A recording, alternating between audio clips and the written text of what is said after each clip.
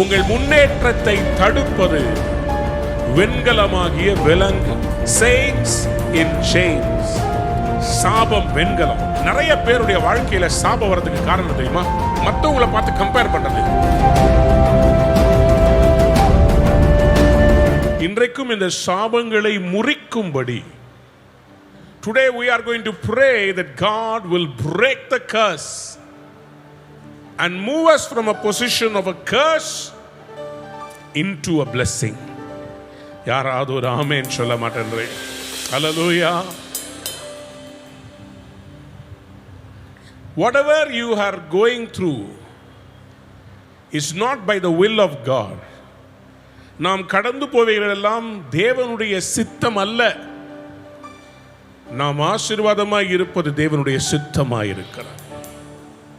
என்னாகமம் 24:1 சொல்கிறது, இஸ்ரவேலை ஆசீர்வதிப்பதே கர்த்தருக்கு பிரியம். It is the will, it is the pleasure of God to see Israel blessed. ஆனாலும் நம்முடைய வாழ்க்கையிலே இந்த சாபங்கள் வரும்போது இந்த சாபத்திலிருந்து எப்படி வெளியே வரும்? வியாதி வியாதி என்று திரும்ப திரும்ப வருகிறது. அந்த கேன்சர் மறுபடி வருகிறது. அந்த கடன் ஒரு சைக்கிள் மாதிரி ரிப்பீட் ஆகி வருகிறது.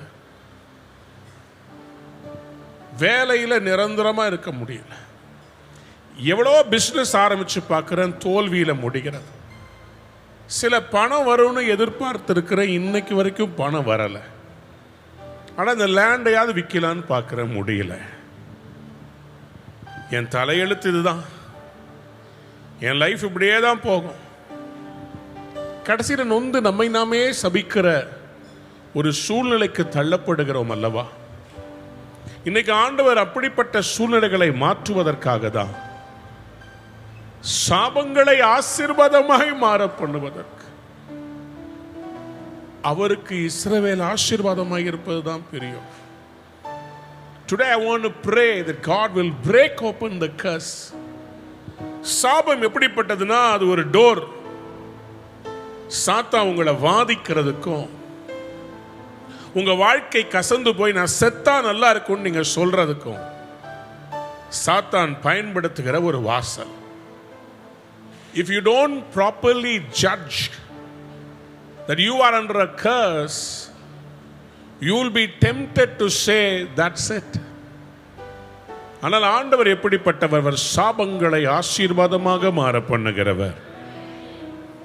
உபாகமம் 23 5 இப்படியாக வேதம் சொல்கிறது, உன் தேவனாகிய கர்த்தர் பிலேயாமுக்கு செவி கொடுக்க சித்தமில்லாமல் தேவனாகிய கர்த்தர் உன்மேல் அன்பு கூர்ந்தபடியால் உன் தேவனாகிய கர்த்தர் அந்த சாபத்தை உனக்கு ஆசீர்வாதமாக மாற அந்த சாபத்தை உனக்கு ஆசீர்வாதமாக மாற பண்ணுகிறார். யாராவது ஒரு ஆமென் சொல்லுங்க. God will turn the curse into a blessing. முதலாவதாக இந்த சாபம் நம்முடைய வாழ்க்கையில் வரும்போது நாம் செய்ய வேண்டிய காரியம், first I have to recognize that there is a curse. சில பேர் வீட்டை கூட்ட சொன்னா, சின்ன வயசுல நானும் இதை செஞ்சிருக்கிறேன், கூட்டுறேன்னு சொல்லி அழுக்கெல்லாம் கட்டிலுக்கு கீழே தள்ளி விட்டுறது. வீட்டை கூட்டுறதுக்கு எங்கள் அம்மா எல்லாருக்கும் போட்டிருப்பாங்க டர்ன்ஸ். நம்ம என்ன பண்ணுறது, கூட்டுற மாதிரி கூட்டி கட்டிலுக்கு கீழே. ஒரு நாள் கட்டிலுக்கு கீழே அப்படியே படுத்திருக்கும் போது திரும்பி பார்த்தா கட்டிலுக்கு கீழே முடி அழுக்கு அப்படியே தேங்கி இருக்கும். கட்டில கொஞ்சம் நகுத்துனா தெரியும், உள்ளதான் எல்லாமே இருக்கு. அதே மாதிரிதான் நம்முடைய வாழ்க்கையிலும் சில வேளைகளில் சாபங்கள் இல்லை என்று நம்மை நாமே ஏமாற்றிக்கொண்டு, இங்கிலீஷ்ல ஒரு ஃப்ரேஸ் இருக்கு, ஹைடிங் அண்டர் த கார்பெட். நம்ம ஊர்ல கட்டிலுக்கு கீழே, வெளி தேசத்துல கார்பெட்டுக்கு கீழே தள்ளி விட்டுருவாங்க. அழுக்கு உள்ள இருக்கும், சாபம் உள்ள இருக்கும், ஆசீர்வாதம் இல்லை.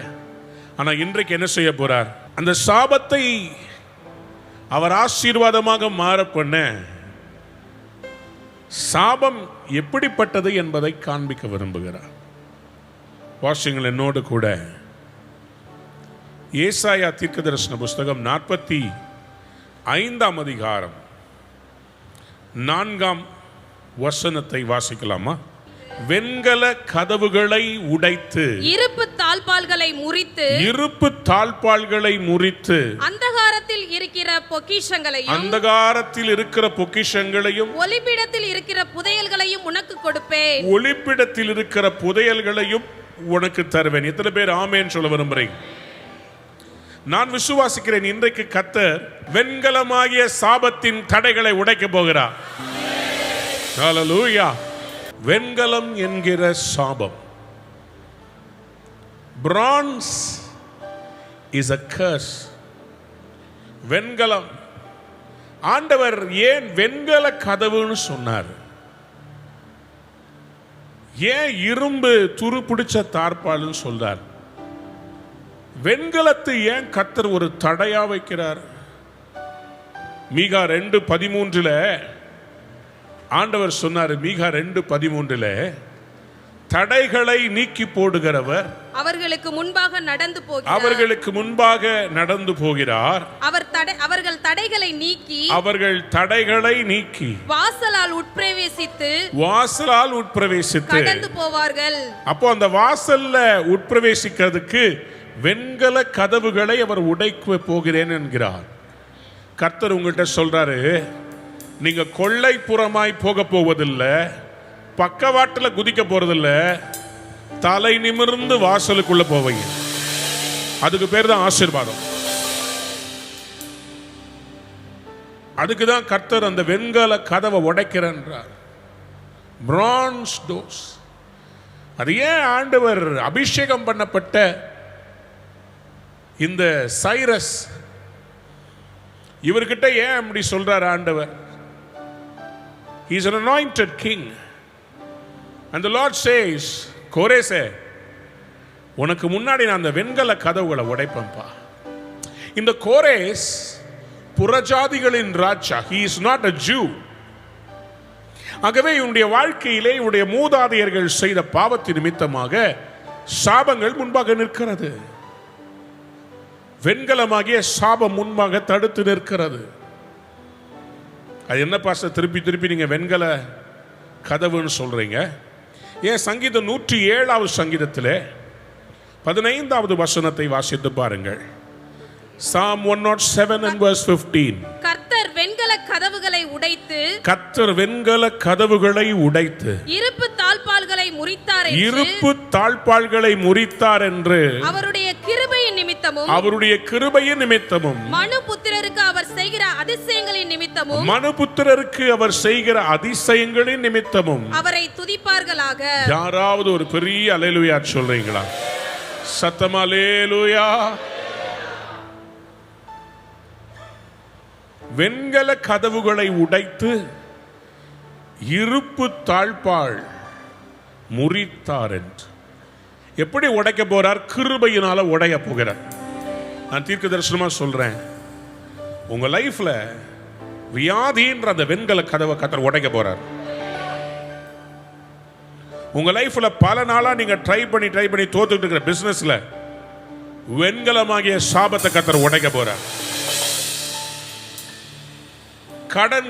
கடன் எடுத்த முயற்சி எல்லாம் தோல்வின்ற அந்த வெண்கல கதவை கர்த்தர் உடைக்க போறார். இன்னையோட அந்த வெண்கலத்தை கர்த்தர் உடைக்க போறார். வெண்கலம் சாபத்துக்கு அடையாளம். எப்படி? உபாகமத்தின் புஸ்தகத்தில் 28 அதிகாரத்தில் ஆசீர்வாதம் என்றால் என்ன தெரியுமா? திறந்த வானம் என்று அர்த்தம். யாராவது ஆமென் சொல்லு. somebody say open heavens. ஒரு மனிதன் தேவனுடைய ஆசீர்வாதத்தின் கீழ் வாழ்வான் என்றால் அவன் திறந்த வானங்களுக்கு கீழே இருப்பான். அவன் எதை சொல்றானோ அது அப்படியே நடக்கும். உபாகமம் 28 அதிகாரத்தில்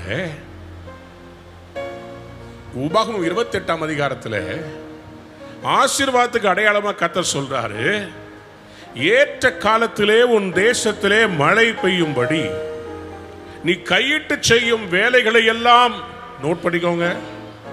நீங்க என்ன பிசினஸ் செஞ்சாலும் அதையெல்லாம் ஆசீர்வதிக்கவும் கர்த்தர் என்ன செய்ய போறார்னா, உங்களுக்காக தமது நல்ல பொக்கிஷ சாலையாக வானத்தை திறப்பாராம். யாராவது ஒரு அல்லேலூயா சொல்லுங்க. கையை உயர்த்தி சொல்லுங்க, வானங்கள் வானங்கள் திறக்கிறது. திறக்கிறது. சத்தமா சொல்லுங்க, வானங்கள் வானங்கள் திறந்திருக்கிறது. திறந்திருக்கிறது. நான் இப்போ டிக்ளேர் பண்ண போறேன், நீங்க கையை தட்டி பெற்றுக் கொள்ள போறீங்க. I declare and decree open heavens amen. over your life, amen. over your business. Amen. Open heavens. Amen. Somebody said open heaven. Open heaven.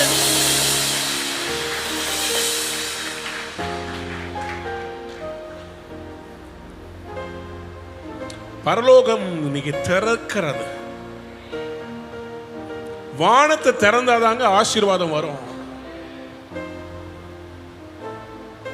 யாக்கோபு 1:17 ஜேம்ஸ் 1:17 says, நன்மையான எந்த ஈவும் கிஃப்டும் பூரணமான எந்த வரமும் பரத்திலிருந்து உண்டாகி ஜோதிகளின் பிதாவினிடத்திலிருந்து இறங்கி வருகிறதா. அப்போ வானம் திறந்திருந்தா உங்கள் ஆசீர்வாதம் தடையில்லாமல் இறங்கி வரும். நீங்க கேட்கிற ஜெபம் அவரிடத்தில் சேரும். உங்களுக்காக அவர் ஆயத்தம் பண்ணி வச்சதை அவர் இறங்க செய்வார். ஆனா சாபத்தில் இருந்தா என்ன?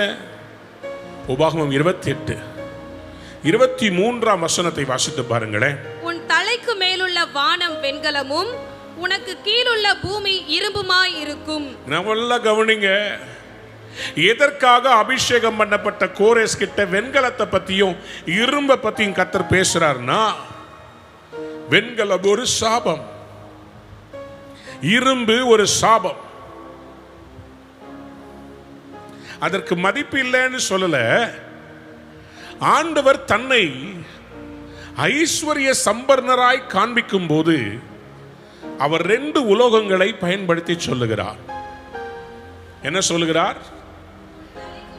வெள்ளியும் என்னுடையது, பொன்னும் என்னுடையது. யாராவது ஒரு ஆமென் சொல்லுங்க. எழுதுங்க, gold and silver. Gold and silver. Bronze and metal is a compromise. Gold and silver are the symbolic sign of blessing. ஆகாய் 2:8 சொல்லுகிறார், வெள்ளியும் என்னுடையது, வெள்ளியும் என்னுடையது, பொன்னும் என்னுடையது என்று சேனைகளின் கர்த்தர் சொல்லுகிறார். சேனைகளின் கர்த்தர். Whenever the Lord wants to fill his temple, his sanctuary, the glory of the sanctuary is being filled with gold and silver. ஆகவேதான் ஆகாய் 2:19 முந்தின ஆலயத்தின் மகிமையை முந்தின ஆலயம் வெண்கலம், இந்த பிந்தின ஆலயத்தின் மகிமை பெரிதாய் வெள்ளியும் பொன்னுமாய் இருக்க போகிறது. In the last days God is going to bring a wealth transfer. நீங்க பார்க்க தான் போறீங்க.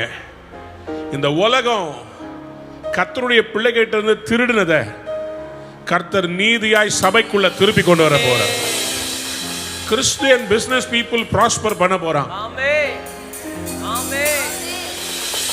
நான் விசுவாசிக்கிறேன், நம்முடைய விதைகளை 30, 60, 100 மடங்காக ஆமென். அவர் பெருக வைக்க வல்லமை உள்ளவராய் இருக்கிறார். எத்தனை பேர் ஆமென் சொல்ல விரும்புறீங்க? ஆமென்.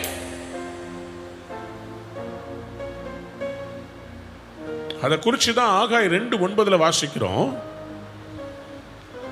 முந்தின ஆலயத்தின் மகிமையை பார்க்கிறோம், இந்த பிந்தின ஆலயத்தின் மகிமை பெரிதாய் இருக்கும் என்று சேனைகளின் கர்த்தர் சொல்லுகிறார்.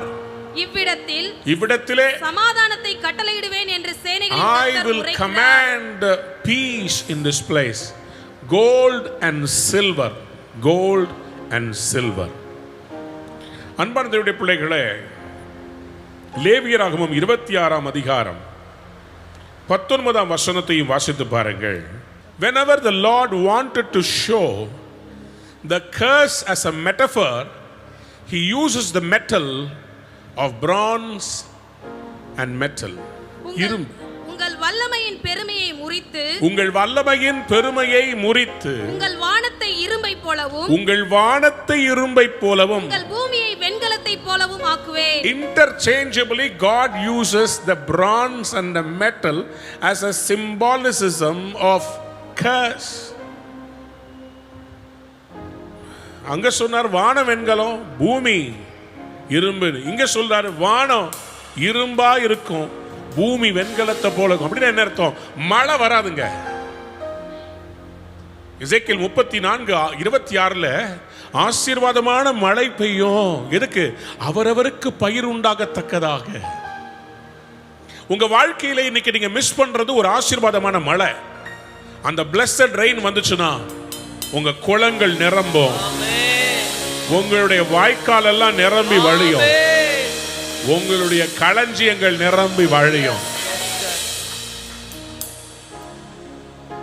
வானமும் திறக்கணும், பூமியும் அதனுடைய பலனை கொடுக்க வேண்டும். இப்படி சொல்லட்டுமா? தேவனுடைய கிருபை வேண்டும், மனுஷருடைய தயவும் எனக்கு வேணும். எத்தனை பேருக்கு அந்த கிருபை வேணும்? கைகளை உயர்த்தி அந்த கிருபையை தாங்க சொல்லுங்க. Just pray, just pray. 1 minute கண்ணை மூடிச்சோம். ஆண்டவரே எனக்கு அந்த கிருபையை தாங்க. ஷபலபதுனமி சந்தரப பல்கபர தனமஸ் லிபாந்துரமா ஷதலபரபஸே லியாதரப ஷந்துரபஸே. Jesus, Holy Spirit, Holy Spirit, எங்களை நடத்துங்கப்பா. வெண்கல கதவுகளை உடைங்கப்பா, வானங்களை திறங்கப்பா. என் பிள்ளைங்களுக்கு இன்னைக்கு ஒரு ஆசீர்வாதமான மழை வருவதாக. உம்மை போல் மழை உண்டாக்கு தேவர்கள் உண்டோ? வானமும் தானாகவே மழையை பொழியுமோ? உம்மை போல் மழை உண்டாக்க தேவர்கள் உண்டோ? வானமும் தானாகவே மழையை பொழியுமோ? நீரல்லவோ, நீரல்லவோ, நீரல்லவோ, நீரல்லவோ, நீரல்லவோ. ஊற்றுங்கய்யா, ஊற்றுங்கய்யா பெருமழையாக, நிரப்புங்கய்யா, நிரப்புங்கய்யா எங்க வாழ்க்கைய. கைய தட்டி ஊற்றுங்கய்யா, ஊற்றுங்கய்யா பெருமழையாக, நிரப்புங்கய்யா, நிரப்புங்கய்யா எங்க வாழ்க்கைய. வயல்களும் ஆறுகளும் வற்றி போயிருக்கும், ஆவி ஊற்றப்பட்ட வனதிரம் செழிக்கும். வயல்களும் ஆறுகளும் வற்றி போயிருக்கும், ஆவி ஊற்றப்பட்டால் வனதிரம் செழிக்கும். நீரல்லவோ, நீரல்லவோ, நீரல்லவோ, நீரல்லவோ, நீரல்லவோ. ஊற்றுங்கய்யா, ஊற்றுங்கய்யா பெருமழையாக, வானம் திறக்கட்டும்பா. நிரப்புங்கய்யா, நிரப்புங்கய்யா எங்க வாழ்க்கைய. ஊற்றுங்கய்யா, ஊற்றுங்கய்யா, ஊற்றுங்கய்யா பெருமழையாக, நிரப்புங்கய்யா, நிரப்புங்கய்யா, நிரப்புங்கய்யா எங்க வாழ்க்கைய. எத்தனை பேர் ஆமென் சொல்ல விரும்புறீங்க? அப்படி வானம் இரும்பா, பூமி வெண்கலமாச்சுன்னா என்ன ஆகுமா? லேவியராகமம் 26:20 சொல்லுகிறது, உங்கள் பலன் விருதாவிலே செலவழியும். நீங்க எடுக்கிற பிரயாசம் எல்லாம் வீணாய் போயிடுமா? உங்கள் தேசம் தன் பலனையும், தேசம் தன் பலனையும், தேசத்தின் மரங்கள் தங்கள் கனிகளையும் கொடுக்க மாட்டாது, கொடுக்க மாட்டாது, கொடுக்க மாட்டாது. ஒத்தாசை வரும் பர்வதங்களுக்கு நேராக என் கண்களை ஏறெடுக்கிறேன், வானத்தையும் பூமியும். கத்திரிடத்துல எனக்கு என்ன வரும்? வெண்கலமா இருந்துச்சுன்னா வராது, இரும்பா இருந்தா வராது. அதுக்கு தான் இன்னைக்கு ஆசீர்வாதமாய் மாறுவதற்கு சாபத்தை முறித்து நாம் ஜெபிக்க வேண்டும். We have to break that curse. பக்கத்தை திரும்பி பார்த்து சொல்லுங்க, பிரேக் த கர்ஸ். சாபத்தை என்ன பண்ணணும்? முறியடிக்கணும். we have to break that curse. அப்படியானா வெண்கலம் உடையணும். எத்தனை பேர் விசுவாசத்துல ஆமென் சொல்ல விரும்புறீங்க? ஹல்லேலூயா. வெண்கல கதவுகளை உடைத்து இருப்பு தாழ்பால்களை முறித்து. கவனிங்க, சிம்சோன் யார்? மகாபலசாலி. he was a very mighty man of valor.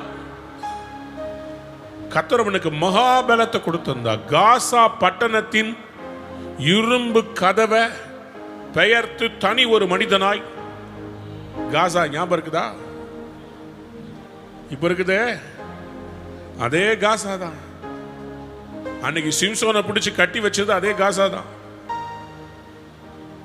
அந்த காசா பட்டணத்தினுடைய வாசல் கதவுகளை அதன் 2 நிலைகளையும் பிடித்து தாழ்பால்களோட கூட பேர்த்து, இவனுக்கு உள்ள போக வழி விடல, பூட்டி இருந்துச்சு.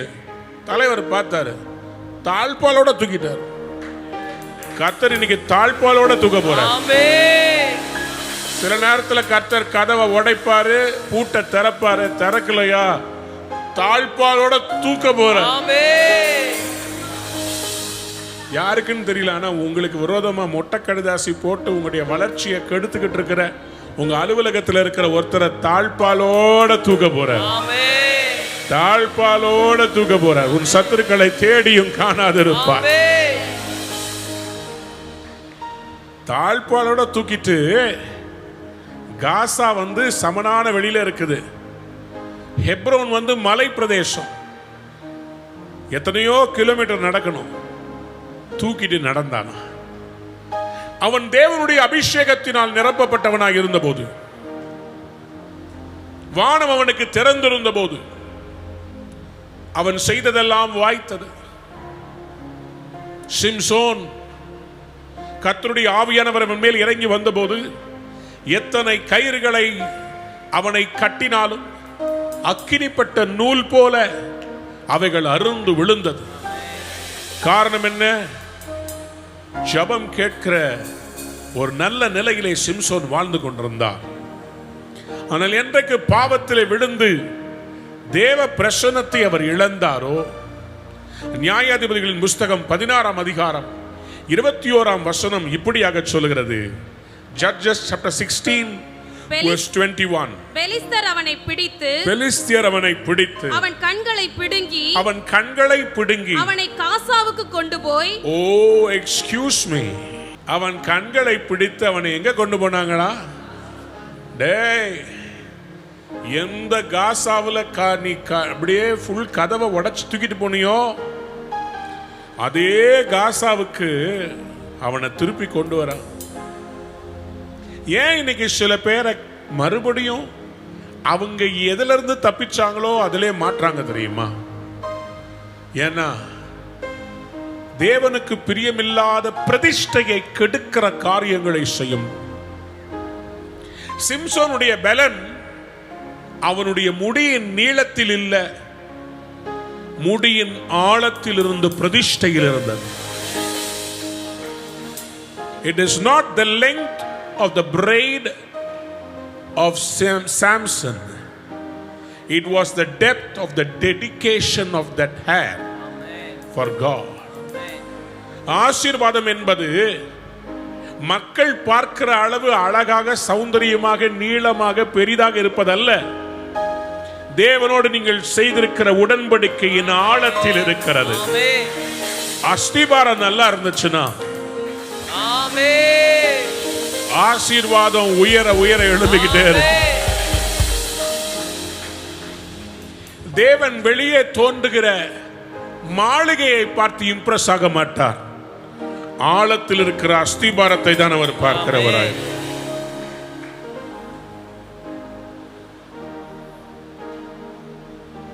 எந்த காசாவுடைய பட்டணத்து கதவுகளை பேத்துக்கிட்டு நடந்தார், அதே காசாவுக்கு திருப்பி கொண்டு வந்து அவனுக்கு 2 வெண்கல விலங்கு போட்டு சிறைச்சாலையிலே மாவரைத்து கொண்டிருக்க வைத்தார்கள். அப்போவே மாவரைக்கிற பழக்கம் இருந்திருக்கு பாரு. நம்ம ஊர்ல ஹோட்டலுக்கு பில்லு கட்டாம போனா மாவரைப்பான். சிம்சோன் பாவம், அத்தனை பெலிஸ்தீரும் இட்லி சாப்பிட்றதுக்கு இவர் உட்காந்து மாவரைச்சுக்கிட்டு இருக்கிறார். அவ்வளோ பேரும் பிரெட் சாப்பிட்றதுக்கு இவருடைய பிரயாசம் எல்லாம் விருதா. மாவரைச்சவருக்கு சம்பளம் கொடுப்பாங்களா? கைதி. 2 வெண்கல விலங்குகள் அவனை கட்டி வைத்திருந்தது, கால் கட்டப்பட்டிருந்தது. He can't move freely. Bronze is a curse that will restrain you from moving forward. உங்கள் முன்னேற்றத்தை தடுப்பது வெண்கலமாகிய விலங்கு.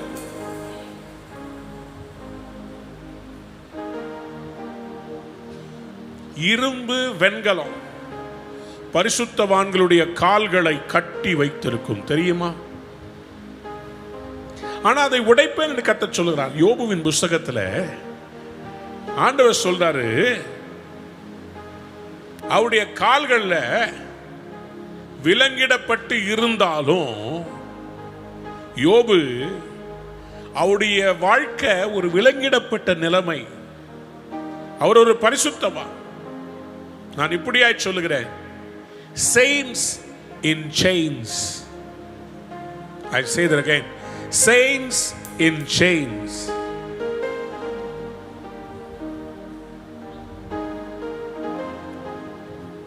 சங்கீதம் 105:17 வாசித்து பாருங்கள்.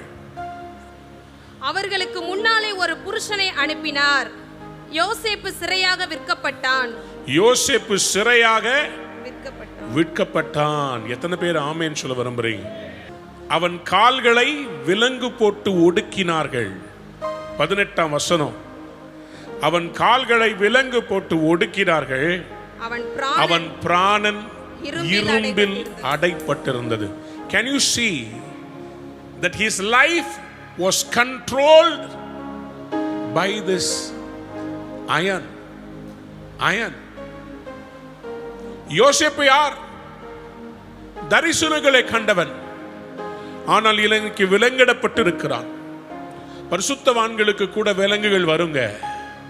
ஒரு குறிப்பிட்ட காலம், அது தலைமுறையிலிருந்து வருகிற சாபங்கள், அதை சுமக்க வேண்டியதாக இருக்கிறது. ஆனால் கர்த்தர் யோசேப்பின் விலங்குகளை அப்படியே விடவில்லை.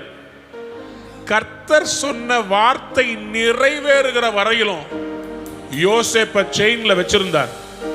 ஒரு நாள் வந்துச்சு, யோசேப்பை விலங்கிலிருந்து கர்த்தர் விடுதலை செய்து அரண்மனைக்கு கர்த்தர் உயர்த்திட்டார். அரசாங்க காவலில் இருந்து அரண்மனையின் அரியணையில் ஏறினான். நான் தீர்க்க தரிசனமாய் சொல்றேன், உங்க விலங்குகள் மாறி கர்த்தர் விலக்கப்பட்ட ஸ்தானத்தில் உங்களை மறுபடியும் அரியணையில் ஏற்றி.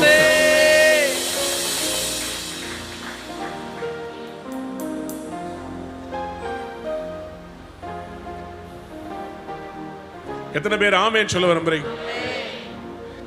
ஹல்லேலூயா.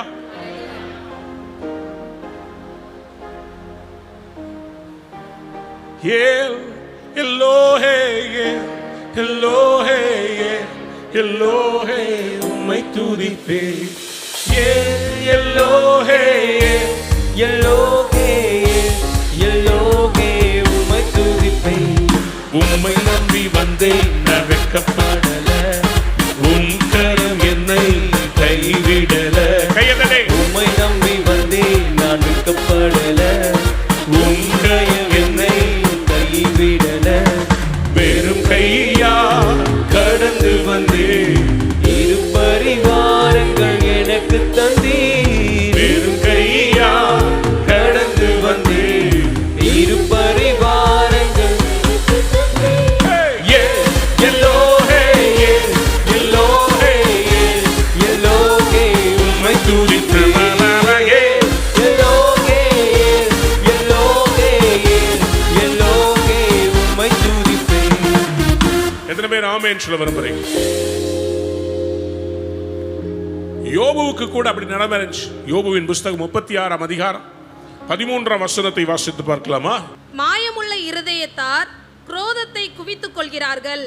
அவர்களை அவர் கட்டி வைக்கும் போது கெஞ்சி கூப்பிடுவார்கள். அவர்கள் வால வயதிலே மாண்டு போவார்கள். லட்சையானவர்களுக்குள்ளே அவர்கள் பிராணன் முடியும்.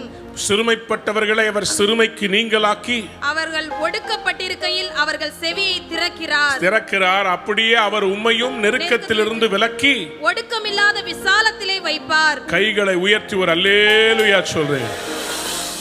உங்களையும் ஒடுக்கமில்லாத விசாலத்தில் வைக்க உங்கள் கால்களில் இருக்கிற சங்கிலிகளை கர்த்தர் அவிழ்த்து போட போகிறார்.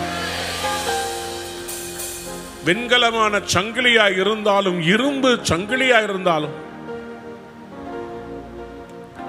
saints,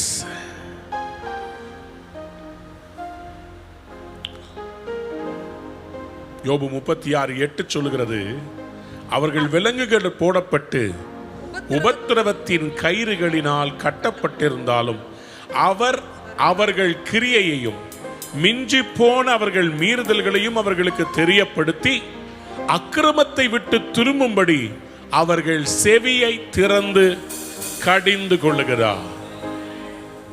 கடிந்து கொள்ளுதலை வெறுக்கிறவன் தன் ஆத்துமாவை வெறுக்கிறான். தேவனுடைய கடிந்து கொள்ளுதல் எப்படிப்பட்டது தெரியுமா? நம்மை ஆசீர்வாதமாய் கோல்ட் அண்ட் சில்வரா மாத்துறதுக்கு. பொன்னை தாங்க புடமிடுவாங்க, மண்ணை புடமிட மாட்டாங்க. நம்மை கர்த்தர் வெண்கலமாய் பார்க்க, நீ வெண்கலம் போல ஆசீர்வாதமாய் இருப்பாய்னு சொல்லல, கர்த்தர் உன்னை பொன்னை போல மின்ன செய்வேன்னு சொல்றார். யாரெல்லாம் இன்னைக்கு பொன்னா மாற போறீங்க சொல்லுங்க ஆமென். சாபம் வெண்கலம். இன்னொரு பகுதியை வேதத்தில் நான் காமிக்கட்டுமா? இஸ்ரவேல் ஜனங்கள் கர்த்தருக்கு விரோதமாய் பாவம் செய்த போது, முறுமுறுத்த போது, கர்த்தர் கொள்ளிவாய் சர்ப்பங்களை அவர்களுக்குள்ளே விட்டார். கொள்ளிவாய் சர்ப்பங்கள், விஷ பாம்புகள் அவர்களுக்குள்ளே வந்து யாரையெல்லாம் அது தீண்டினதோ அவங்க எல்லாம் மரிக்க ஆரம்பித்தார்கள்.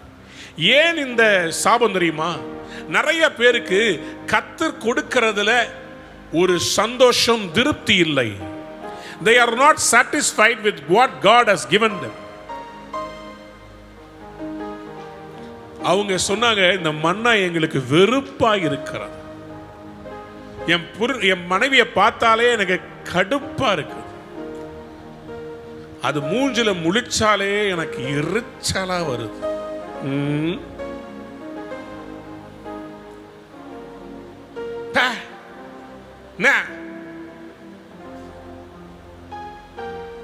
எலியும் பூனையும் மாறி, சிங்கமும் கரடியும் மாறி, என்ன சொல்றதுனே தெரியல.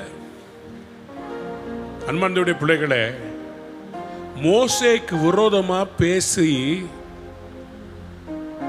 அதிகாரத்துக்கு விரோதமா பேசி, கர்த்தரால் அபிஷேகம் பண்ணப்பட்டவர்களுக்கு விரோதமாய் பேசின போது கொள்ளிவாய் சர்ப்பங்கள். உங்களுக்கு ஒன்னே ஒன்று சொல்றேன், நீங்கள் என்ன செய்தாலும் உங்க நாவினால கர்த்தருக்கு விரோதமா பாவம் மட்டும் செஞ்சிடாதீங்க. கர்த்தருடைய ஊழியக்காரர்களுக்கு விரோதமா பேசிடாதீங்க. அபிஷேகம் பண்ணப்பட்டவங்களுக்கு விரோதமா பேசிடாதீங்க. நான் ஒரு குடும்பத்துக்காக ஜெபிக்க போயிருந்தேன். அந்த குடும்பத்துக்காக ஜெபிக்கும் போது அவளுக்கு இருந்த அந்த சாபம், அவங்களுடைய மகளுக்கு திருமணம் ஆகவே இல்லை. ஜெபிக்கும் போது எனக்கு ஆண்டவர் சொன்னார், இவர்கள் தேவனுடைய ராஜ்யத்துக்காக உழைக்கிறவங்களுடைய குடும்பத்தை தவறா பேசணும். அப்போ எனக்கு ஆண்டவர் ஒரு குறிப்பிட்ட ஊழியர், ஏன் மறைக்கணும், அருமை அங்கிள் டிஜிஎஸ் தினகரன் அவர்களுடைய மகளை அவர் இறந்த போது தேவனுடைய நியாய தீர்ப்பு வந்து அவங்க மகளை கர்த்தர் சாகடிச்சிட்டாருன்னு அவருக்கு விரோதமா பேசி இருக்கிறாங்க. அதை பேசினது மட்டுமல்ல, மற்றவங்கள்ட்ட நிறைய பேர்ட்ட சொல்லி இருக்கிறாங்க. ஆகவே அவர்களுடைய மகளின் மேல் அந்த சாபம் இறங்கினது. திருமணமாகவே இல்லை, வெண்கலமாய் மாறிவிட்டது அவருடைய வாழ்க்கை. எத்தனை ஊழியர்கள் ஜெபித்தாலும் விமோச்சனம் இல்லை, எத்தனை தீர்க்க தரிசனங்கள் சொன்னாலும் மாறவில்லை. ப்ராஃபஸில 2 வகை இருக்கு. ஒன்னு கர்த்தர் சொல்றது, இன்னொன்று கர்த்தர் செய்வார் என்று விசுவாசத்தில் பேசுவது. ரெண்டு விதமாகும். சில இடங்களில் நடக்காதுன்னு தெரிஞ்சாலும் அதுக்கு விரோதமாய் பேசுவது, அந்த காரியத்துக்கு விரோதமாய் தீர்க்க தரிசனமாய் இதை செய்யுங்க ஆண்டவரே. எலியா கேட்டார்ல, பிள்ளையுடைய சரீரத்திலிருந்து ஜீவன் போயிருச்சு, ஆனால் இவர் தீர்க்க தரிசனம் உரைக்கிறார், இவருடைய ஆவி இவனுக்குள் திரும்பி வருவதாக. தேவனோடு எதிர்த்து நிற்கவில்லை, பிள்ளைக்காக மனமிறங்கும்படி கெஞ்சினார். கர்த்தர் டெசிஷனை மாத்தி மறுபடி ஜீவனை அனுப்பினார். அது மாதிரி சில நேரத்தில் கர்த்தர் கிட்ட நம்ம போராடி கேட்கலாம். ஆனா கர்த்தர் அன்னைக்கு என்கிட்ட சொல்றாரு, என்கிட்ட போராடாத, நான் இவர்களுக்கு விரோதமாய் நிற்கிறேன். ஏன் ஆண்டவரே? ஏனென்றால் அவர்கள் அறிவில்லாமையால் சங்காரமாகிறார். என் தாசனுக்கு விரோதமாய் பேச அவங்களுக்கு எப்படி மனது வந்தது? மோசேக்கு விரோதமாய் இஸ்ரவேல் ஜனங்கள் பேசி மோசையை பின்பற்றதுனால எங்களுக்கு என்ன கிடைச்சது? முறுமுறுத்தார்கள். அவங்க சாப்பிடுற அந்த உணவுல திருப்தி இல்லை, தேவனை தூஷித்தார்கள். நிறைய பேருடைய வாழ்க்கையில சாபம் வரதுக்கு காரணம் தெரியுமா? மற்றவங்களை பார்த்து கம்பேர் பண்றது. ஒரு கல்யாணத்துக்கு போறது, நிறைய பேர் நகையோட வந்ததை பார்த்த உடனே வீட்டுக்கு வந்து புருஷன் தலையை சாப்பிடுறது. பாத்தீங்களா? அவங்கள பாத்தீங்களா? இவங்கள பாத்தீங்களா? உங்களை கட்டிக்கிட்டு நான் என்னத்தை கண்டேன்? அவ 10, 20, 30, 50 போட்டுட்டு இருக்கிறான். 5 பவுன் கூட இல்லை, எல்லாத்தையும் கொடுத்தேன். தாலி அறுத்துட்டியா? எல்லாம் கவரிங்கா போட்டு போறேன். நீ போட்டுட்டு போன ஒருத்தரும் உன்கிட்ட கேட்கவே இல்லை, கவரிங்கா உண்மையான கேட்கவே இல்லை. முடிச்சிட்டு வந்துதான் இந்த அம்மாவுக்கு குத்துது. இதுதான் காம்ப்ரமைஸ். அதுக்குதான் Kalyani gold covering, Uma gold covering. Compromised life. ஏன் அப்படி? கர்த்தர் உங்களை ஆசீர்வதிக்க இன்னைக்கு விரும்புகிறார்.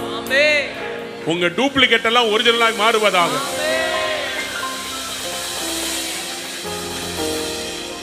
சில பேர் ஏன் ஆமென் சொல்ல, என்கிட்ட தான் இல்லையே. இல்லாததை எல்லாம் கர்த்தர் இருக்கிறவைகளாய் அழைப்பாராக. Somebody said amen. அப்போ இவங்களை அந்த சர்ப்பம் கடித்த உடனேயே ஜனங்கள் எல்லாம் மோசே கிட்ட கேட்கிறாங்கப்பா, உனக்கு விரோதமா கர்த்தருக்கு விரோதமா நாங்க பேசிட்டோம்பா, எங்களை விட்டு இந்த வாதை நீங்கும்படி, இந்த சர்ப்பங்கள்லாம் போகும்படி கர்த்தர்ட்ட வேண்டி பண்ணுங்கப்பா, விண்ணப்பம் பண்ணுங்க. மோசே கர்த்தர்ட்ட கேட்டார். அப்ப ஆண்டவர் சொன்னாரு மோசே கிட்ட, என்ன சொன்னார் தெரியுமா? என்னாகமம் 21:8-9 வாசிகள். அப்பொழுது கர்த்தர் மோசேயை நோக்கி, நீ ஒரு கொள்ளிவாய் சர்ப்பத்தின் உருவத்தை செய்து அதை ஒரு கம்பத்தின் மேல் தூக்கி வை. கடிக்கப்பட்டவன் எவனோ, எல்லாரும் சொல்லுங்க, மறுபடி சொல்லுங்க, கடிக்கப்பட்டவன் எவனோ, இந்த சாபத்துக்குள்ளானவன் எவனோ, இந்த நிந்தைக்குள்ளானவன் எவனோ, தேவ கோபாக்கினைக்குள்ளானவன் எவனோ, அவன் அதை நோக்கி பார்த்தால் பிழைப்பான். அப்ப மோசே என்ன பண்றாரு?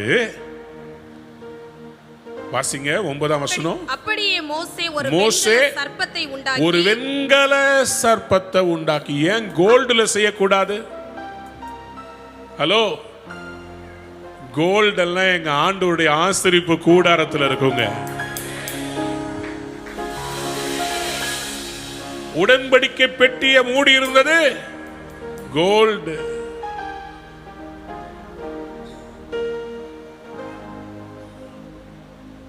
மகிமையினாலே கோல்டுங்க, சாபம்னா வெண்கலங்க. Gold is for glory. Bronze is a compromise. அப்ப இந்த வெண்கலத்தில் ஒரு சர்ப்பத்தை பண்ணி கம்பத்தின் மேல் தூக்கி வைக்கிறார்கள். யாரெல்லாம் இந்த வெண்கல சர்ப்பத்தை பார்த்தாங்களோ, வேதம் சொல்கிறது அவர்கள் பிழைத்தார்கள். எதனால வெண்கலத்தை பார்க்கும்போது அவங்க பிழைச்சாங்க தெரியுமா? ரொம்ப சிம்பிள். இது கிறிஸ்துவுக்கு அடையாளமாக பழைய ஏற்பாட்டில் கர்த்தர் காண்பித்தார். இது எதை தெரியுமா குறிக்கிறது? நன்றாக புரிந்து கொள்ளுங்க. பழைய ஏற்பாட்டில் ஒரு மனிதன் சாபத்துக்குள்ளானால் அவனுடைய சாபத்தை ஆசாரியன் ஒரு தாள் இலை தான் அந்த காலத்தில் பேப்பரா பயன்படுத்தப்பட்டது, பாப்பிரஸ். அந்த இலையின் மேல் அவன் ஒரு இங்க்ல சாபத்தை எழுதுவான். அதை எடுத்து ஒரு தண்ணீர்ல வாஷ் பண்ணி ஒரு கிண்ணத்தில் பிடிப்பான். என்னாகும் 5ஆம் அதிகாரம் 23 வாசித்து பார்த்தீங்கன்னா, அதை கசப்பான ஜலத்திலே கழுவி போட்டு சாபகரணமான அந்த கசப்பான ஜலத்தை விபச்சாரத்தில் ஈடுபட்ட ஸ்திரீயில கையில கொடுப்பாங்க. அந்த விஷத்தை அவள் பருகுவாள், வயிறு வீங்கும், இடுப்பு சூம்பும், அவள் ஜனங்களுக்குள்ளே சாபமாக இருப்பாள். அதே போல ஒரு கசப்ப இந்த சர்ப்பம் விஷத்தை இவங்க உடம்புக்குள்ள இறக்குது. இப்ப கர்த்தருக்கு அந்த விஷத்தை முறிக்கணும்னா, எத்தனை பேருக்கு தெரியும் பாம்பு கடிச்சா பாம்பு கடிக்கு ஒரு இன்ஜெக்ஷன் போடுவாங்க. அது என்ன இன்ஜெக்ஷன் தெரியுமா? என்ன இன்ஜெக்ஷன் தெரியுமா? என்னமா? பாம்புடைய பாய்சனை தான் அந்த வெனோமை எடுக்க ஆன்டி வெனோம்னு சொல்லி ஒரு இன்ஜெக்ஷன் போடுவாங்க. ஏன் தெரியுமா? முள்ளால தான் எடுக்கணும். புரியல? சாபத்தை சாபத்தால தான் கழிக்க முடியும். புரிஞ்சவங்க அல்லேலூயா சொல்லுங்க. பழைய ஏற்பாட்டில் லேவியராகமம் 14ஆம் அதிகாரத்தில் ஒரு மனிதனுக்கு குஷ்டம் என்கிற சாபம் வந்துவிட்டால் அவர்கள் சில காரியங்களை எடுத்து பயன்படுத்தி செய்வார்கள். முதலாவதாக என்னவா? முதலாவதாக சுத்தமான 2 பறவைகள், குருவி அல்லது புறா, உயிரோடு இருக்கணும். அதுல ஒன்னு அறுத்து அதனுடைய ரத்தத்தை எடுத்துக்கொள்ள வேண்டும். கேதுரு மரத்தினுடைய கட்டையை எடுத்துக்கொள்ள வேண்டும். சிவப்பு நூலை எடுக்க வேண்டும். குணமாக்கும் தன்மை உள்ள ஈசோப்பு எடுத்துக்கொள்ள வேண்டும். இவைகளை எடுத்து என்ன செய்யணுமா? லேவியராகமம் 14:5 வாசித்து பாருங்க.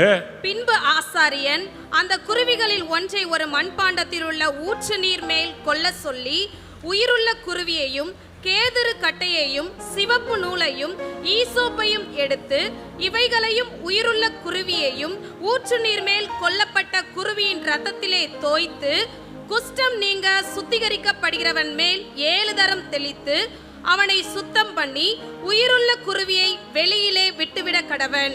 சொல்லுங்க, அப்ப என்ன ஆகுமா? அவனுடைய குஷ்டம் நீங்கி அவன் சுகம் அடைவான். யாராவது ஒரு பெரிய அல்லேலூயா சொல்றீங்களா? சத்தத்தை உயர்த்தி ஒரு அல்லேலூயா சொல்றீங்களா? அன்பு தேவனுடைய பிள்ளைகளே, தண்ணீர் நிறைந்த நதிகளோடும் தங்கும் புறாக்கண்களை உடையவர், கழுகுகளைப் போல சிறகுகளை உடையவர். அவர் உங்களுக்காக மரித்து தன் ரத்தத்தை உங்களுக்காக ஊற்று நீர்ல கழுவப்பட்டத ஜீவ ஊற்று அவர் தாங்க. தண்ணீரும் ரத்தமும் நிரம்பின அதை உயிருள்ள புறாவுடைய அதனுடைய பின்பக்கத்தில் இருக்கிற அந்த ஃபெதர்ஸ்ல தோய்த்து, நல்ல கவனிங்க, சிவப்பு நீல நூலை ஈசோப்போடையும் அந்த புறாவோடையும் சேர்த்து கட்டி, அந்த படத்தை பாருங்க, அந்த கட்டி அதை தோய்த்து எடுத்து பிளட் வாட்டர், ஈசோப்பு அது குணமாக்கும் வல்லமை உடையது, ரத்தம் பாவத்தை மன்னிக்கும், செடார் வுட் சிலுவையை குறிக்கிறது. 7 முறை ஆசாரியன் தெளிப்பான். சிலுவையில் இயேசு சொன்ன 7 வார்த்தைகள். பழைய ஏற்பாட்டிலே சிலுவையின் அடையாளத்தை வைத்தவர். புதிய ஏற்பாட்டிலே யோவான் எழுதின சுவிசேஷம் 3ஆம் அதிகாரம் 14ஆம் வசனம் இப்படியாக சொல்கிறது.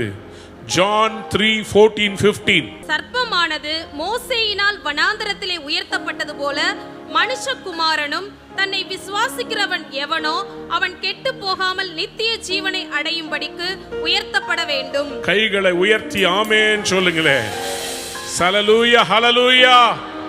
சர்ப்பமானது வனாந்திரத்திலே உயர்த்தப்பட்டது போல, சர்ப்ப வனாந்திரத்தில் உயர்த்தப்பட்ட போது உன்னால நான் கெட்டேன். அந்த சர்ப்பத்தை பார்க்கும் போது எல்லாரும் என்ன சொன்னாங்க? உன்னாலதான் நான் கெட்டேன். ஏன் சர்ப்பத்தை பார்த்து பேச சொன்னா தெரியுமா? ஆண்டவருக்கு முதல்ல இருந்து இந்த சர்ப்பத்தின் மேல ஒரு கடுப்பு இருந்துச்சு.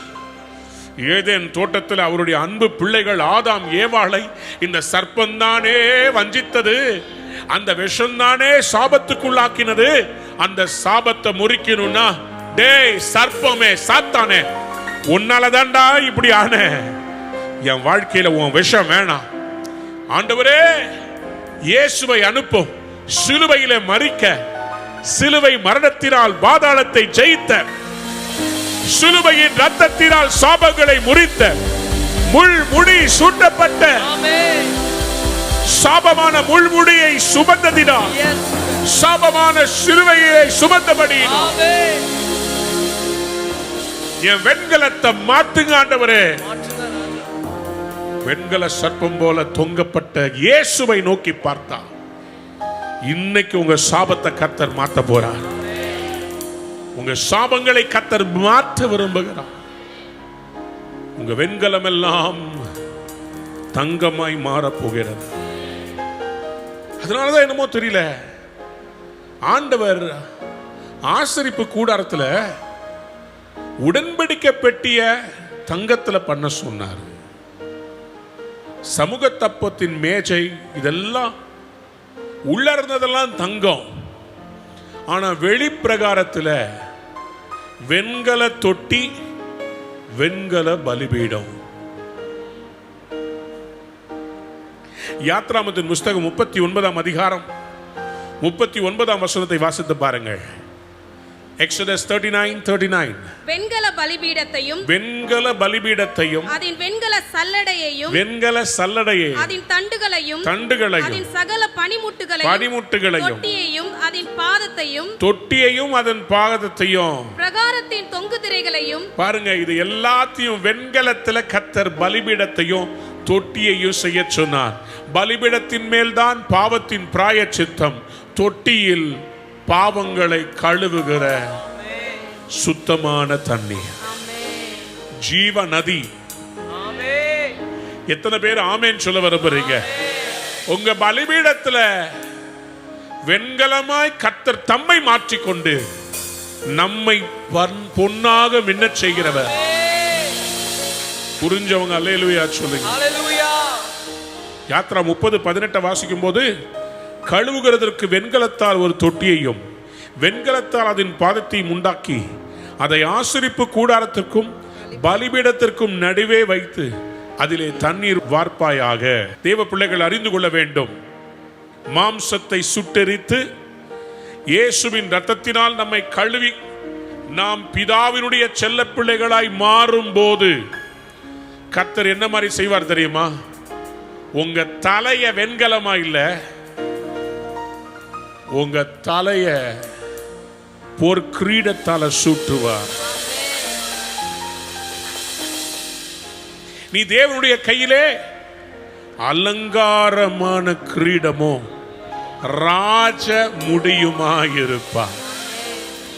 ஏசாயா 62ஆம் அதிகாரம் 3ஆம் வசனத்துல கர்த்தர் அப்படிப்பட்டதை தான் உங்க தலை மேல வைக்க போறார். ஆரோனுடைய சிரசிலே ஒரு பட்டத்தை கட்டினாங்க. அதுக்கு பேர் என்ன தெரியுமா? கர்த்தருக்கு பரிசுத்தம். எல்லாரும் சொல்லுங்க, கர்த்தருக்கு பரிசுத்தம். எல்லாரும் சொல்லுங்க, கர்த்தருக்கு பரிசுத்தம். என்ன என்ன என்ன சொல்லி எழுதிருந்துச்சு? கர்த்தருக்கு பரிசுத்தம். நான் சொல்லட்டுமா? உங்க தலையில கர்த்தர் கோல்ட வைப்பாரு, உங்க கால்ல கர்த்தர் வெண்கலத்தை வைக்க போறார். ஆமென். புரிஞ்சவங்க எல்லாம் ஆமேன இழுத்து சொல்லுவீங்க. யாத்ராவும் 28:36 பசும் பொன்னினால் ஒரு பட்டத்தை பண்ணி கர்த்தருக்கு பரிசுத்தம் என்று அதிலே முத்திரை வெட்டாக வெட்டி அது பாகையாய் இருக்கும், அது பாகையில் இருக்கும்படி அதை இளநீல நாடாவினால் பாகையின் முகப்பிலே கட்டுவாயாக. ஆசாரியனாகிய ஆரோனுடைய சிரசிலே கோல்டுல உங்க எல்லாருக்கும் அப்படி செஞ்சு போடணும்னு எனக்கு ஆசையா இருக்கு. ஏன்னா புதிய ஏற்பாட்டில் நம்ம எல்லாரும் ராஜாக்களும் ஆசாரியர்களுமா இருக்கும். சொல்லுங்க அல்லேலூயா. புரிஞ்சவங்க மட்டும் அல்லேலூயா. பசு முன்னினால் ஒரு பட்டத்தை செய்து கர்த்தருக்கு பரிசுத்தம் என்று அந்த தகட்டில் எழுதி அவன் சிரசில இருந்ததாம். அப்போ வெண்கலம் என்னவாகும் பாஸ்டர்? ஆண்டவர் மீகா 4ஆம் அதிகாரம் 13ஆம் வசனத்தில் சொல்றார், சீயோன் குமாரத்தியே, நீ எழுந்து போரடி, உன் கொம்புகளை இரும்போம், உன் காலில் இருக்கிற குழம்புகளை வெண்கலமாக்குறேன், சாபத்தை நீ மிதிப்ப, அநேக ஜாதிகள் நொறுக்கி போடுவாய், அவர்கள் தேடி சேர்த்த கோல்ட கர்த்தருக்கென்றும் அவர்களுடைய ஆஸ்தியை எல்லாம் பூமிக்கெல்லாம் ஆண்டவராயிருக்கிற கர்த்தருக்கென்றும் நீ மாத்த போற. யாராவது ஒரு அல்லேலூயா சொல்லுங்க. போதாது, சத்தமா அல்லேலூயா சொல்லுங்க. ஆண்டவர் உங்களை ஆசீர்வாதமாய் மாற்ற போகிறார். உங்க குழம்புகளை, உங்க காலில் இருக்கிற ஸ்லிப்பரை கர்த்தர் வெண்கலமா மாற்றுவாராம். ஏன்னா அதை வச்சே நீங்க மிதிக்க போறீங்க, சாபத்தை மிதிக்க போறீங்க. எத்தனை பேர் ஆமென் சொல்ல விரும்புறீங்க? வெண்கலத்துக்கு பதிலா கர்த்தர் இன்னைக்கு உங்களுக்கு மாற்றத்தை கொடுக்கும். சாபத்துக்கு பதிலா ஆசீர்வாதம் வரப்போகிறது. உபாகமம் 23:5 சொல்கிறது, உன் தேவனாகிய கர்த்தர் பீலேயாமுக்கு செவி கொடுக்க சித்தமில்லாம், உன் தேவனாகிய கர்த்தர் உன்மேல் அன்பு கூர்ந்தபடியினால் உன் தேவனாகிய கர்த்தர் அந்த சாபத்தை, வெண்கலத்தை உனக்கு ஆசீர்வாதமான கோல்டாக மாற பண்ணினார். அல்லேலூயா. சத்தமா அல்லேலூயா. கேட்கல இன்னும் சத்தமா அல்லேலூயா. இஸ்ரவேல் ஜனங்கள் கர்த்தருக்கு ஆலயத்தில் செய்த எல்லாம் கோல்டு. சாலமோன் தேவாலயத்தில் செய்த எல்லா பொருட்களும் எதனால் செய்தான்? ஆனா அந்த கோல்ட பாபிலோன் ராஜா எடுத்துட்டு போயிட்டான். காரணம் என்ன? சில பேரு கர்த்தருடைய ஆலயத்தின் ஆசீர்வாதத்தை சாத்தானுக்கு திறந்து காமிச்சிட்டாங்க. இந்தியாவில் சில பேர் கர்த்தருடைய ஆலயத்தில் இருக்கிற ஆசீர்வாதத்தை சில பேர்ட்ட திறந்து காமிச்சுக்கிட்டு இருக்கிறாங்க. எலெக்ஷன் வருது, சில பேரை இன்னைக்கு காம்ப்ரமைஸ் பண்ணி யாரோட என்ன சேரக்கூடாதோ, நீதிக்கும் அநீதிக்கும் சம்பந்தம் ஏது, ஆனால் பணம் தருகிறார்கள் என்று ஒரு நாளும் காம்ப்ரமைஸ் பண்ணி ஆலயத்தில் உள்ளவைகளை, கர்த்தருடைய பொக்கிஷத்தை, மறை பொருளாய் வைக்கப்பட்டிருக்கிறவைகளை காண்பிக்கவே கூடாது. 2 ராஜாக்கள் 20ஆம் அதிகாரம் 13ஆம் வசனத்தில் எசேக்கியா ராஜா செய்த ஒரு தப்பை பாரு. எசேக்கியா அவர்களை அங்கீகரித்து பின்பு அவர்களுக்கு தன் பொக்கிஷ சாலை அனைத்தையும், வெள்ளியையும் பொன்னையும் கந்தவர்க்கங்களையும் நல்ல பரிமள தைலத்தையும், தன் ஆயுத சாலை அனைத்தையும், தன் பொக்கிஷ சாலைகளில் உள்ள எல்லாவற்றையும் காண்பித்தான். தன் அரண்மனையிலும் தன் ராஜ்யத்திலும் எங்கும் எசேக்கியா காண்பியாத பொருள் ஒன்றுமில்லை. அப்போ கர்த்தர் ஏசாயா தீர்க்கதரிசி அனுப்பி எசேக்கியாவை வார்ன் பண்றார். அந்த மனுஷர் என்ன சொன்னார்கள்? எங்கே இருந்து வந்தார்கள்? பாபிலோன் என்னும் தூர தேசத்திலிருந்து வந்தார்கள். அவர்கள் உம்முடைய வீட்டில் என்னை பார்த்தார்கள் என்று கேட்டார். என் வீட்டில் உள்ள எல்லாவற்றையும் பார்த்தார்கள், எல்லா பொக்கிஷங்களும், நான் ஒன்றும் காண்பியாத பொருள் இல்லை. பெருமையோட சொல்ற, நான் எல்லாத்தையும் காமிச்சையா?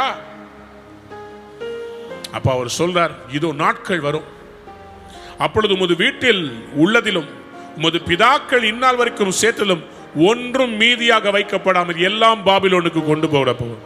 நீ பாபிலோன் ராஜாவுடைய அரண்மனையில வேலைக்காரராய் இருப்பார்கள் உன் பிள்ளைகள். Don't compromise. வெண்கலத்துக்காக பொண்ணை காம்ப்ரமைஸ் பண்ணாதீங்க. நடந்தது என்ன தெரியுமா? இந்த பொண்ணு எல்லாத்தையும் கொண்டு போன பிறகு, பாபிலோன் ராஜா எடுத்துட்டு போன பிறகு, கர்த்தருடைய ஆலயத்தில் பனிமுட்டுகளை வெண்கலத்தில் பண்ணி ரீப்ளேஸ் பண்ணி வச்சாங்க. ரெண்டுமே எல்லோ கலருங்க. ஒன்னு கோல்டு, ஒன்னு வெண்கலம், பிரான்ஸ். ரெண்டையும் நல்லா தேய்ச்சு மின்ன வச்சிங்கன்னா ஒரே மாதிரி தான் இருக்கும். ஆனா இதுக்கு வேல்யூ இருக்குது, இதுக்கு வேல்யூ இல்லை. சபையில பார்க்கும்போது எல்லாரும் கோல்டா தான் தெரியுறீங்க. கொஞ்சம் சொரண்டி பார்த்தா தான் தெரியும் இது வெண்கலமா கோல்டா. கோல்ட உரசுனா விலை மதிப்பு தெரியும். வெண்கலத்தை உரசுனா பல்லு இழிச்சிரும்.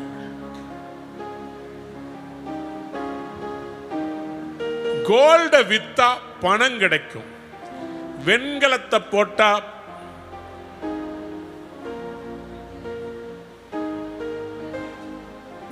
புலி வாங்கலையோ புலி, பழைய பாத்திரம், பழசா எங்க ஆயா யூஸ் பண்ண ஒரு அண்டா இருக்குது, கொண்டாமா புளி வாங்கிக்கோ.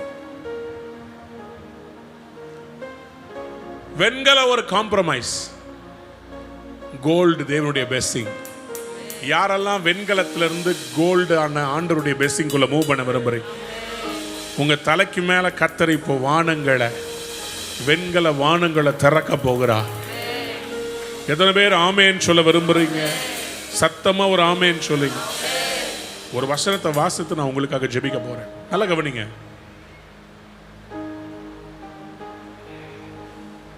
How to be removed from the curse? Number 1, recognize that you are in the curse. Number 2, repent from all sins. Number 3, renounce it in the name of Jesus Christ. Number 4, resist every temptation and submit to God. Number 5, use the word of God to keep yourself holy and presentable. I shall not die, but I will live and declare the works of God. எத்தனை பேர் இன்னைக்கு ஆண்டவர் விரும்புகிற தங்கமாய் மாற விரும்புறீங்க? ஆமென். விசுவாசிக்கிறீங்களா? கர்த்தர் ஆசீர்வதிப்பாருன்னு ஒரு வசனத்தை சொல்லி முடிக்கிறேன். இது வெரி என்கரேஜிங்காக இருக்கும். இந்த சொல்லி வாசித்து முடிக்கும் போது நீங்க கையை தட்ட போறீங்க. ரெடியா இருக்கீங்களா? ஏசாயா 60 அதிகாரம் 17 வசனம். ஏசாயா 60:17 வாசிங்க. நான் வெண்கலத்துக்கு பதிலாக பொன்னையும், வெண்கலத்துக்கு பதிலாக பொன்னையும், இரும்புக்கு பதிலாக வெள்ளியையும், இரும்புக்கு பதிலாக வெள்ளியையும், மரங்களுக்கு பதிலாக வெண்கலத்தையும், மரங்களுக்கு பதிலாக வெண்கலத்தையும், கற்களுக்கு பதிலாக இரும்பையும் கற்களுக்கு பதிலாக இரும்பையும் வரப்பண்ணி, உன் கண்காணிகளை சமாதானம் உள்ளவர்களுக்கும், இதுமேல் உன் மேற்பார்வை எடுக்கிறவைகளை எல்லாம் சமாதானம் உள்ளவர்களாகவும், உன் தண்டற்காரரை நீதி உள்ளவர்களும் ஆக்குவேன். உன்னை தண்டிப்பதற்காக வருகிறவர்களை எல்லாம் நான் நீதி உள்ளவர்களாய் மாற்றுவேன். இனி கொடுமை உன் தேசத்தில், அழிவும் நாசமும் உன் எல்லைகளில் கேட்கப்பட மாட்டார். உன் மதில்களை ரட்சிப்பென்றும் உன் வாசல்களை துதி என்றும் சொல்லுவார். இனி சூரியன் உனக்கு பகலிலே வெளிச்சமாகிறாமல், சந்திரன் தன் வெளிச்சத்தால் உனக்கு பிரகாசியாமலும், கர்த்தரே உனக்கு நித்திய வெளிச்சமும், உன் தேவனே உனக்கு மகிமையாய் இருப்பார். உன் சூரியன் இனி அஸ்தமிப்பதும் இல்லை, உன் சந்திரன் மறைவதும் இல்லை. கர்த்தரே உனக்கு நித்திய வெளிச்சமாய் இருப்பார். உன் துக்க நாட்கள் முடிந்து போகும்.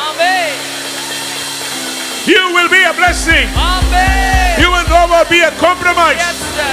You are a blessing. You are a blessing. Amen. தடைகள் உடைகிறது, மந்திர கட்டுகள் உடைகிறது. உனக்கு விரோதமாக அனுப்பப்பட்ட சர்ப்பத்தின் ஆவிகள் வெளியேறுகிறது. It's time. It's time. என் ஜனங்களை விட்டு வெளியேறு.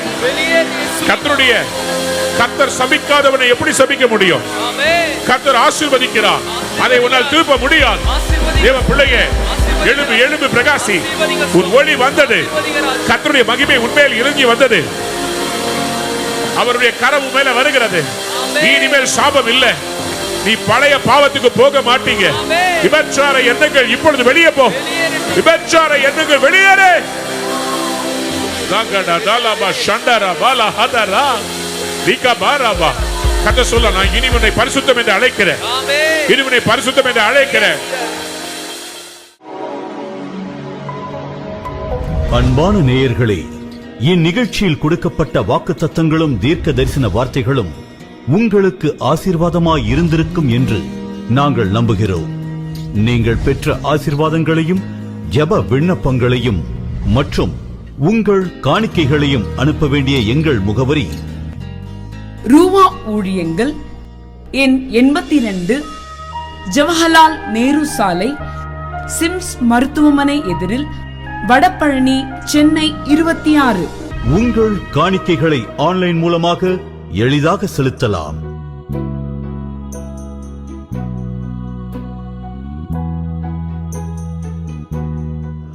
எங்கள் இணையதள முகவரி www.ruhaministries.org.